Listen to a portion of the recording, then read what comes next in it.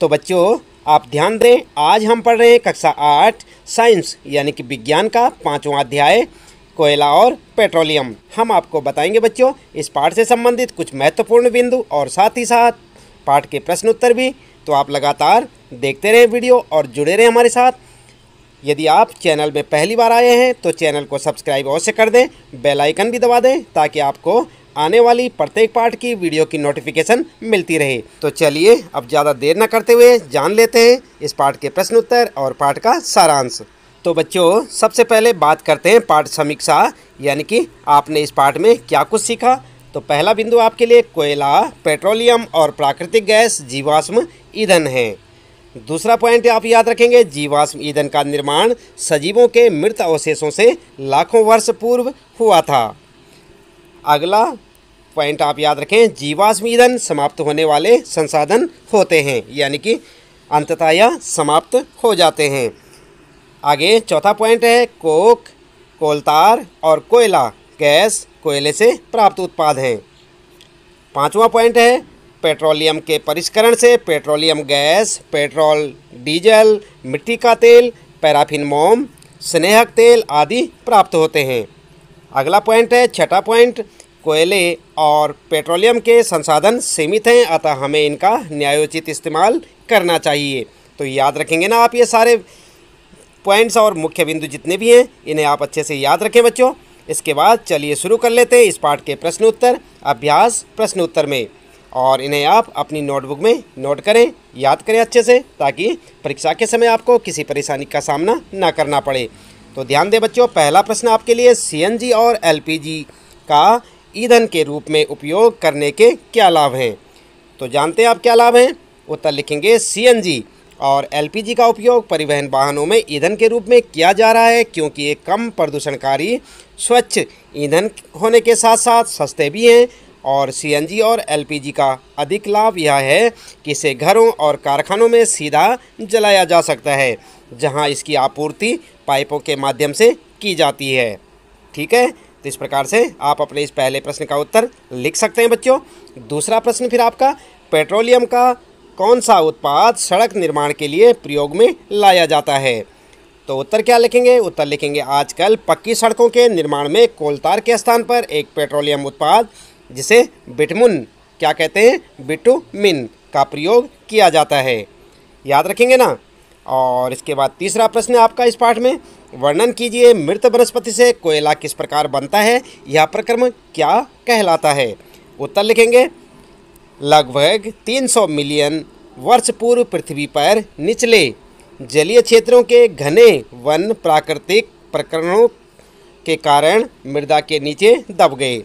ठीक है, क्या लिखेंगे, 300 मिलियन वर्ष पूर्व, लगभग 300 मिलियन वर्ष पूर्व पृथ्वी पर निचले जलीय क्षेत्रों के घने वन प्राकृतिक प्रक्रमों के कारण मृदा के नीचे दब गए।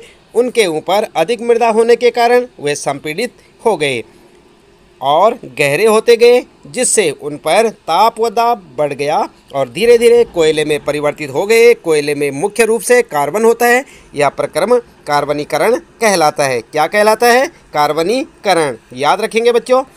तीसरा प्रश्न है और उसका उत्तर। इसके बाद आगे आते हैं आपके लिए प्रश्न चौथे में, रिक्त स्थानों की पूर्ति कीजिए। और यहाँ पर जो आपके लिए रिक्त स्थान छोड़ रखे तथा जीवाश्म ईंधन है। और दूसरा है यहाँ पर ख वाला, पेट्रोलियम के विभिन्न संगठकों को पृथक करने का प्रक्रम कहलाता है। तो क्या कहलाता है यहाँ लिखना आपको। और वाहनों के लिए सबसे कम प्रदूषक ईंधन है, क्या है यहाँ आपको लिखना है। तो क्या लिखेंगे आप, क वाले में लिखेंगे कोयला और पेट्रोलियम, ख वाले में लिखेंगे परिष्करण और ग वाले में सीएनजी। तो इस प्रकार से आप अपने उत्तरों को रिक्त स्थानों में भर सकते हैं। अगला है बच्चों पांचवा प्रश्न है, निम्नलिखित कथनों के सामने सत्य और असत्य लिखिए, यानी कि सही और गलत बताना आपने। तो यहाँ पर जो है क है, जीवाश्म ईंधन प्रयोगशाला में बनाए जा सकते हैं, ये सत्य है या असत्य है आपने यहाँ पर बताना है। ख वाला प्रश्न है, पेट्रोलियम की या पेट्रोल की अपेक्षा सीएनजी अधिक प्रदूषक ईंधन है, सत्य या असत्य है आपको लिखना है। और अगला प्रश्न है ग वाला, कोक कार्बन का लगभग शुद्ध रूप है, सत्य या असत्य। और घ वाला है, कोलतार विभिन्न पदार्थों का मिश्रण है, ये आपने बताना है सत्य है या असत्य है। और ग वाला है, मिट्टी के मिट्टी का तेल एक जीवाश्म ईंधन नहीं है, ये भी सत्य है या असत्य है, ये आपको बताना है। तो क्या लिखेंगे आप उत्तर में, चलिए देख लेते हैं। कै वाले का आप लिखेंगे असत्य, ख वाले का असत्य, ग वाले का सत्य और घ वाले का सत्य और ग वाले का असत्य। ठीक है, तो इस प्रकार से आप उन पे अपना सत्य और असत्य लगा सकते हैं। यहाँ पर असत्य असत्य, यहाँ पर सत्य सत्य और यहाँ पर असत्य। ठीक है, तो इस प्रकार से आप अपने उत्तर को लगाएं बच्चों। अगला प्रश्न है छठा, समझाइए जीवाश्म ईंधन समाप्त होने वाले प्राकृतिक संसाधन क्यों हैं। तो क्यों हैं बच्चों, उत्तर में आप लिखेंगे जीवाश्म ईंधन समाप्त होने वाले प्राकृतिक संसाधन हैं क्योंकि मृत जीवों को ईंधन में परिवर्तित होने में लाखों वर्ष का समय लग जाता है और उपलब्ध भंडार सिर्फ कुछ सालों तक के लिए ही पर्याप्त हैं, इसलिए हमें इनका न्यायोचित प्रयोग ही करना चाहिए। आई बात समझ में। तो ये है छठा प्रश्न आपका। इसके बाद आता है सातवां प्रश्न और इसमें पूछा है कोक के अभिलक्षणों और उपयोगों का वर्णन कीजिए। तो आप क्या लिखेंगे उत्तर में, आप लिखेंगे यह कठोर, सरंग्र और काला पदार्थ है, यह कार्बन का लगभग शुद्ध रूप है। कोक का उपयोग इस्पात के औद्योगिक निर्माण और बहुत से धातुओं के निष्कर्षण में किया जाता है।